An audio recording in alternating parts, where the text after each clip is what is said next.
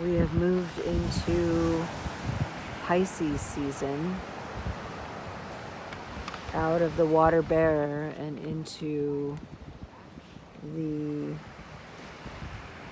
two fishes.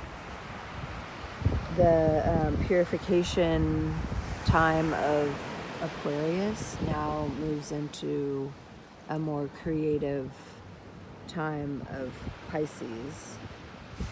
And Pisces rules the feet and also the red blood cells. And the cell salt for this sign is Ferrum Phos, which is iron, it's iron and oxygen. It brings oxygen to the blood. And they say it's the water of life becomes the wine of life, because it's now referring to the purification of the waters as the waters come down during Aquarius season and bring this purification. Then it becomes about the blood being purified. And when the blood is not sufficiently oxygenated, there's no life or strength to the body. And this sign also is about places of confinement, which is interesting. And part of that has to do with, it rules most of March. And March means Margot, which means boundary or edge. And it is the edge of the zodiac. It is the extremities, the feet of the zodiac. And then we begin again in Aries, which represents the head of the individual. So it's like a culminating effect that happens in Pisces. And if you haven't balanced yourself through these different energies, these frequencies, as the sun is an angel of light in each sign, the particular angle of light in Pisces is a little lower in the sky than, say, Cancer in the midsummer sun. It would be a lot higher. And Ferrum Phos is iron that attracts oxygen to the lungs. So it's about the breath of life, which is what inspiration is about. And the Pisceans are very inspirational, and they want to create systems and things that will help everybody, help and heal everybody.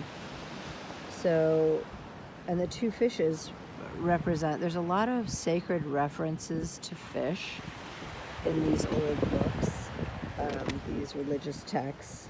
And it's really interesting because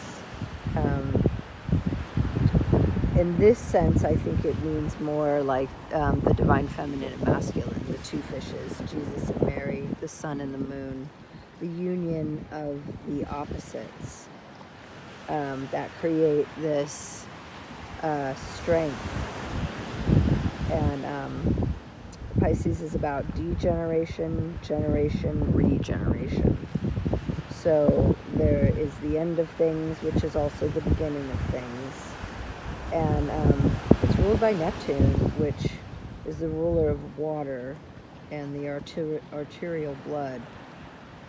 And some of the things that can happen when this blood is deficient is that you will not have strength and not feel inspired. It's sort of like a lifeless energy. And that can go with also being deficient in phosphates, potassium, being deficient in potassium. They go hand in hand with the iron. So Pisceans are very magnetic. Their skin, their blood carries more iron, and needs more iron, and they are very magnetic, and their hands are very healing because of this magnetism. And when you have a lack of iron, you can have depression, discouragement. You can feel crushed as you feel like the outer air pressure of this reality is almost like too much because you don't have enough in the inner. So it's a really interesting sign. And it's about really having this purified blood and enough iron in the blood. So as we move into Pisces season, work at balancing the blood and being creative with our thoughts and our plan as we go forward into March. In Aries, when we hit Aries season, it's about movement and really executing those ideas, and it's spring, so all the flowers are bursting, everything is bursting and blooming. And so if we prepared ourselves, we are ready for this time, and we can flow into the next phase, which is to begin again in the head with the thoughts and the actions. And Aries is about moving forward and having that one-pointed focus on the thing that you've created in the Pisces. So welcome to Pisces season.